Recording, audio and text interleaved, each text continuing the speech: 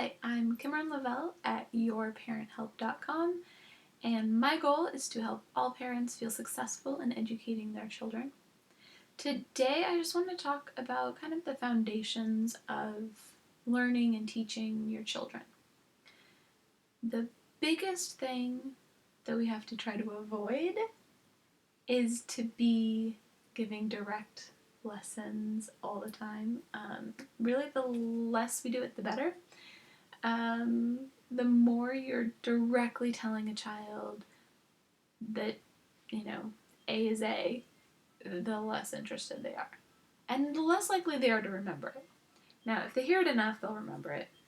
But if they hear it casually, they'll remember it usually about as easily as if they're directly sat down and told it. So the lecture style learning, especially in young kids, doesn't work very well. What works a lot better is just giving them a ton of time and space to practice. The more time they have with hands-on manipulatives, the better. Manipulative is just anything that a child is manipulating with their hands. We use the term a lot when we're talking about math manipulatives, but even when you're talking about ways that you can make letters or use letters to make words, those can also be considered manipulatives. You're manipulating something, learning, playing with the environment physically. So that is super helpful, super important. The more time the kids are exposed to something, the more time they have to develop their own curiosity and come up with figuring out solutions on their own. What you'll notice is that they will want to come up with a shortcut, and maybe they'll come up with a shortcut on their own without you teaching it to them. For example, most of us have learned to carry the one when we're adding bigger numbers.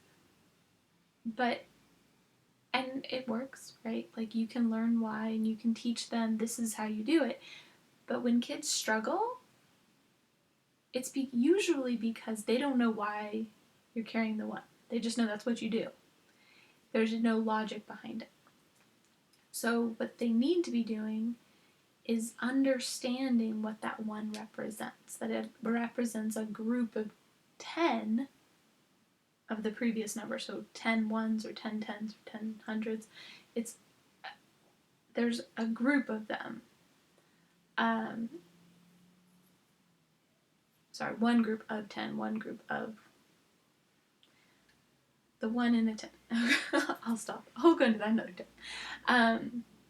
So if they're not ready to figure that out until they're ready to figure that out. If you give them the shortcut before they're ready for the shortcut, they won't understand the shortcut and it'll cause them problems later. So you might be able to get a preschooler adding and subtracting big numbers and it means nothing to them, and then they struggle later when things get a little complicated because they never really understood why they were doing this and they've learned things kind of out of order. So then it winds up being, now you have to go all the way back and really get them to understand the foundational stuff. So if somebody's child is reading at, 3 years old and can do this math, whatever, don't ever judge your child based on anyone else. And if you know that you're giving them time to learn and you're giving them lots of space and lots of time to really dig into stuff, know that your child will be making progress. The other huge thing is if you do see them working on something, you can question them. You think there's a faster way to do that? So let's say a child's learning how to count. 1, 2, 3, 4, 5. And you might say, I wonder how many fingers we have. You keep counting at 1 again, but how many fingers do we always have? And start getting them really thinking, what do I know? If they're reading a book, then maybe you're looking at it and they're like, I don't know this word. Okay, well, let's look at it. What do we know about it? What would make sense there? What does it look like? What does the beginning say? What does the ending say? Asking questions and getting them to figure it out. Let them struggle a little. They're going to remember that word a lot better if they've struggled through it than if you just told them the word. Because then on the next page, when they see that word again, they're going to ask you again, oh, I don't know that word. What was that word again? They need to kind of struggle through it a little bit, not to the point of frustration. If they're getting too frustrated, you can decide whether to give them the word or to end the lesson. Don't end the lesson on frustration, but find a way to say, oh, wow, I can't believe you got all the way to that word. Well, that word's this. Let's go do some cooking now. If you know that you aren't going to just move past it quickly, decide whatever is appropriate for your child. You know your child best, which is why I definitely support parents teaching their own children. You guys know them better than the schools can know them, even when we try really hard to get to know them. We haven't been there since birth. And the final point I really want to make is model. Model to your kids the thinking that you want them to be doing to figure things out. Model to them having patience with yourself. Model to them that we all make mistakes and it's part of the learning process. Model to them a love of reading, of math, of learning. If you don't love math, maybe learn to love math.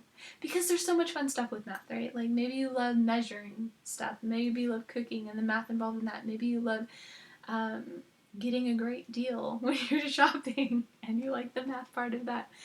So, or teach them that you enjoy the process of learning and figuring things out and that you're willing to struggle through things that don't seem as much fun to you. You can actually sign up for Khan Academy for free and do some math lessons on there. And there was a quiz you could do that you can like figure out where you might need to work on, what math areas you might need to work on, and they'll give you the lessons that you need to work on. So it's there's a lot of options out there. Okay, so we talked about make sure your child has plenty of opportunity to discover things on their own, learn things on their own. Wait for them to be looking for a shortcut before you give them a shortcut. And it's even better if they figure out the shortcut without you ever telling them. Question them. Ask them questions to get them thinking deeper. Don't just tell them a word. Don't just tell them, oh, you should count, this is 5. Help them realize that. Help them think about that. And then model. Model the thinking, model the patience, model the forgiving yourself when you make mistakes, model the love of learning. That's the biggest thing that's really going to teach our kids. I hope you have a fabulous week. If you are not yet subscribed, go to yourparenthelp.com and subscribe. And I'll get you on my email list and you'll get updates on when I send out these videos, which is every Monday.